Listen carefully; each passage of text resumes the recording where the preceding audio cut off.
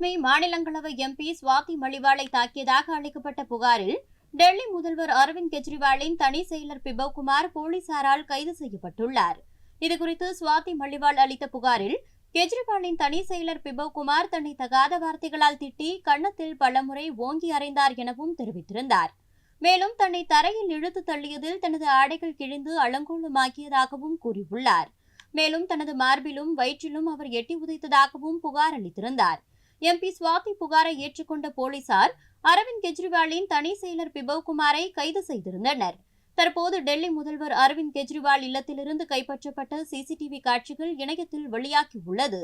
அதில் சுவாதி மலிவால் கொடுத்த புகாருக்கு நேர்மாறாக இருப்பது தெரியவந்துள்ளது. அவரை யாரும் தாக்காமல் வெளியே அனுப்பியிருப்பது சிசிடிவி காட்சிகள் மூலம் தெரியவந்துள்ளது.